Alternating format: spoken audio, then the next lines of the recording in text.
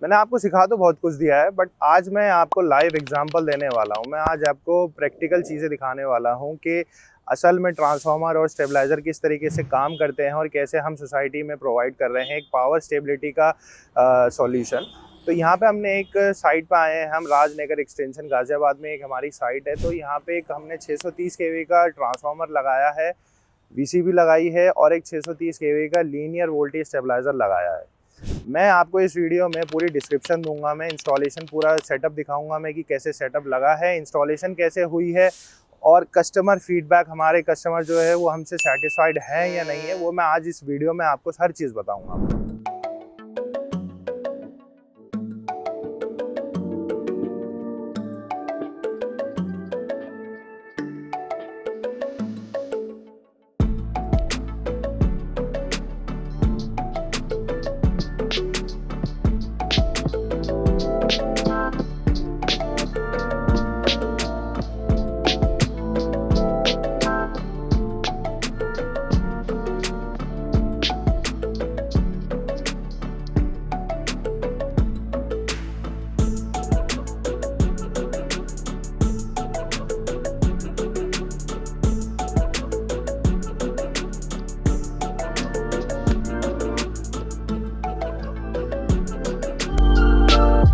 तो जैसा आप इस वीडियो में देख सकते हैं, सबसे पहले हमने आपको एक वीसीबी दिखाई है, फिर ट्रांसफार्मर दिखाया, फिर जनरेटर दिखाया और फिर एक लीनियर वोल्टेज स्टेबलाइजर दिखाया हमने।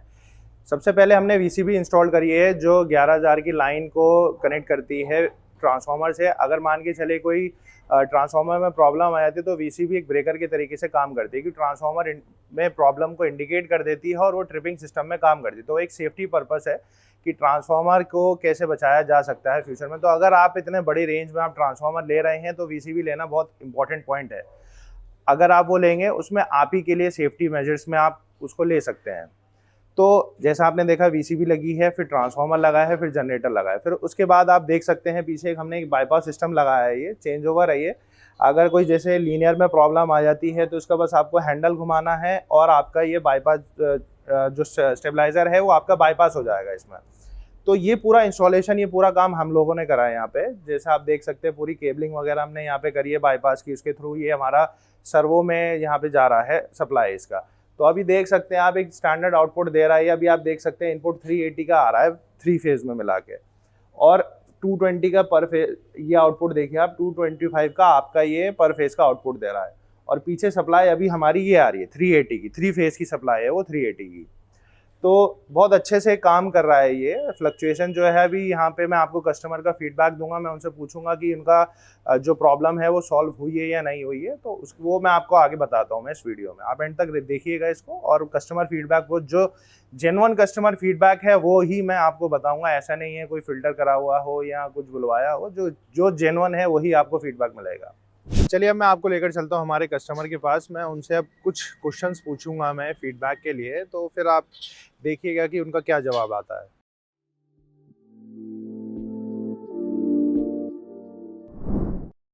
नमस्कार सर, कैसे हैं? सर मैं आपसे कुछ आज फीडबैक लेना चाह रहा हूँ। पहले प्लीज़ वीडियो में देख के आप अपना नाम और आप क्या करते हैं एक बार वो बता सकते हैं? मेरा नाम मयंक है। मैं बाय प्रोफेशन बिल्डर हूँ। राजनगर एक्सटेंशन में पोंग मोनेस्ट्री नाम की एक सोसाइटी है जो डेवलप कर रहा हूँ। कितने साल से आप सर बिल्डिंग की लाइन में हैं यहाँ पे? 7 साल से। 7 साल से। तो जैसा आप देख सकते हैं कि ये कंस्ट्रक्शन साइट पे हमारे क्लाइंट है। कंस्ट्रक्शन साइट इन्होंने यहाँ पे पीछे एक पूरी सोसाइटी बनाई हुई है। यहाँ पे इनका एक खुद का ही प्रोजेक्ट है। ये 3 साल से यहाँ पे प्रोजेक्ट बन रहा है इनका। तो यहाँ पे इन्होंने बहुत अच्छा पूरा सेटअप डाला हुआ है। तो सर की रिक्वायरमेंट थी ट्रांसफार्मर की और वोल्टेज स्टेबलाइजर की और वीसीबी की। तो यहाँ पे हमने पूरा जो है प्रोजेक्ट हमने यहाँ पे प्रोवाइड कराया है। यहाँ पे हमने सारी इंस्टॉलेशन वगैरह करवाई है। अब मैं इनसे पूछता हूँ सर से कि आपका फीडबैक कैसा रहा। सर मेरे को ये बताइए, मैंने आपको गाइडेंस वगैरह जो मिली वो सब सही मिली आपको? सब प्रॉपर गाइडेंस मिली। प्रॉपर गाइडेंस मिली ये। और ये बताइए ट्रांसफार्मर और सर्वो आज के टाइम पे कैसा काम कर रहा है सर? सही काम कर रहा है, नेसेसरी है, पार्ट ऑफ अ जी। इलेक्ट्रिफिकेशन। सर हाँ, जैसा आप कह रहे हैं कि अगर इलेक्ट्रिसिटी लाइन के लिए ये बहुत इंपॉर्टेंट चीज़ है कि हमें बेसिक नेसेसिटी है। बेसिक नेसेसिटी है। बहुत अच्छी बात है सर, आपने ये जवाब दिया हमें। तो सर मुझे ये बताइए, सर्वो लगाने से पहले आपको वोल्टेज फ्लक्चुएशन फेस हो रही थी? हाँ, बहुत ज़्यादा। बहुत ज़्यादा हो रही थी। तो ये सर्वो लगाने के बाद वो बिल्कुल ज़ीरो हो चुकी है फ्लक्चुएशन? हाँ, सर्वो के बाद तो कोई दिक्कत नहीं है। सर्वो के बाद कोई दिक्कत नहीं है, मतलब सर्वो हमारा सही से काम कर रहा है, आप ये कहना चाह रहे हैं? प्रोजेक्ट में इतनी सारी मोटर्स होती हैं, जी। लिफ्ट्स के पैनल्स होते हैं।